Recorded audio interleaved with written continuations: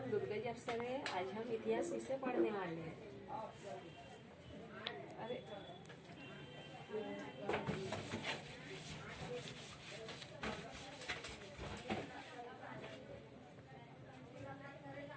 विषय इतिहास।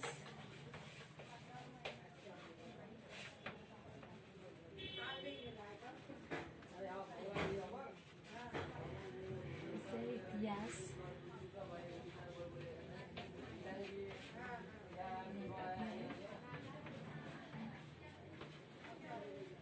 वैदिक संस्कृति। वैदिक संस्कृति वर्ग है 6, घटक है संस्कार।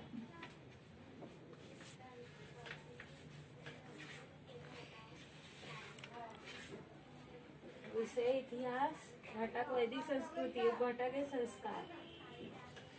वैदिक संस्कृति, वैदिक संस्कृति यानी वेद साहित्य पर आधारित संस्कृति ही वैदिक संस्कृति है। हमारे अति प्राचीन साहित्य के रूप में वेदों को माना जाता है। अनेक ऋषियों द्वारा वेदों को रचा गया है। वेदों में समाविष्ट कुछ सूक्त स्त्रियों द्वारा भी रचित है। अरे वेद साहित्य पर आधारित संस्कृति ही वैदिक संस्कृति कहलाती है। हमारे अति प्राचीन यानी पुरानी जमाने से जो चली आ रही परंपरा, उसके रूप में वेदों को माना जाता है। अनेक ऋषियों द्वारा वेदों को रचा गया। वेदों में समाविष्ट कुछ सूक्त स्त्रियों द्वारा भी रचित है। वैदिक साहित्य की भाषा संस्कृत है। वैदिक साहित्य अत्यंत संपन्न साहित्य है। इन वेदों में ऋग्वेद मूल ग्रंथ माना जाता है। वह काव्य रूप में है। ऋग्वेद सहित यजुर्वेद, सामवेद और अथर्ववेद, ये 4 वेद है। इन 4 वेदों के ग्रंथों को संहिता कहते हैं। विद्य का अर्थ जानना है। इसी में वे संज्ञा का निर्माण हुआ है। इसका अर्थ ज्ञान होता है। मौखिक पठन के आधार पर वेदों को संरक्षित रखा गया है। वेदों को श्रुति भी कहा जाता है। वैदिक साहित्य यह भाषा है, भाषा संस्कृत है। वैदिक साहित्य अत्यंत संपन्न साहित्य माना जाता है। इन वेदों में ऋग्वेद मूल ग्रंथ माना गया है। वह काव्य रूप में ऋग्वेद सहित यजुर्वेद, सामवेद और अथर्ववेद, ये 4 वेद है। इन 4 वेदों के ग्रंथों को संहिता कहते हैं। इन 4 ग्रंथ मिलाकर इसको संहिता का रूप दिया गया है। वेद का अर्थ जानना, इसी से वेद संज्ञा का निर्माण हुआ है। इसका अर्थ ज्ञान होता है। मौखिक पठन के आधार पर वेदों को संरक्षित रखा गया है। वेदों को श्रुति भी कहते हैं।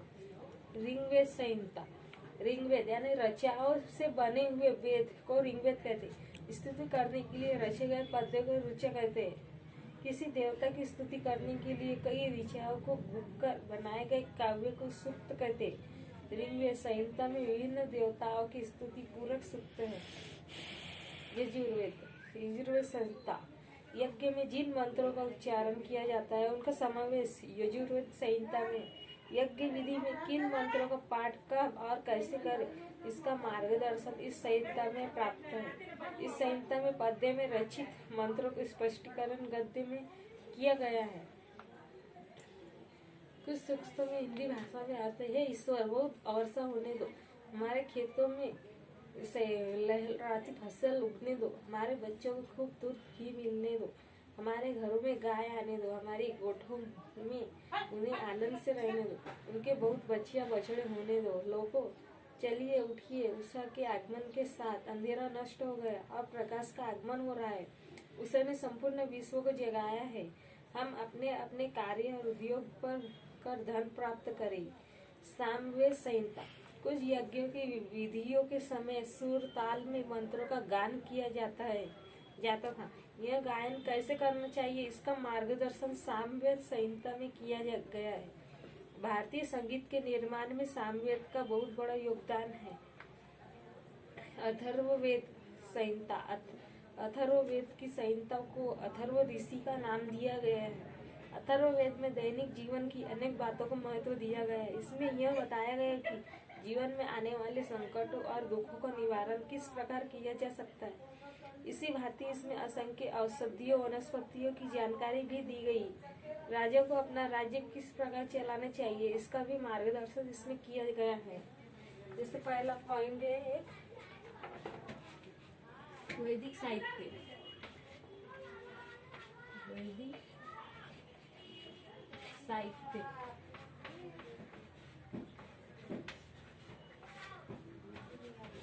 दूसरा है ऋग्वेद, ऋग्वेद संहिता, संहिता।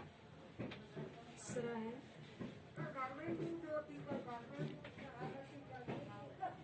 यजुर्वेद संहिता।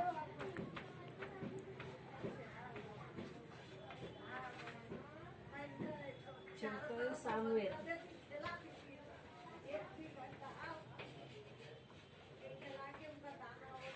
सामवेद संहिता।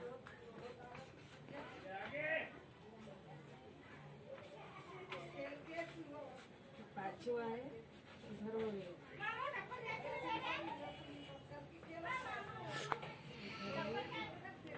वेद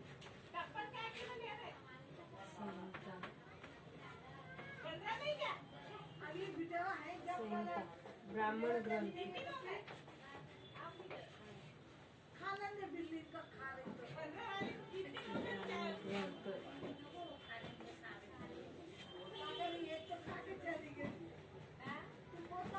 ब्राह्मण ग्रंथ, वैदिक साहित्य, ऋग्वेद संहिता, यजुर्वेद संहिता, सामवेद संहिता, अथर्ववेद संहिता, ब्राह्मण ग्रंथ, ये सारे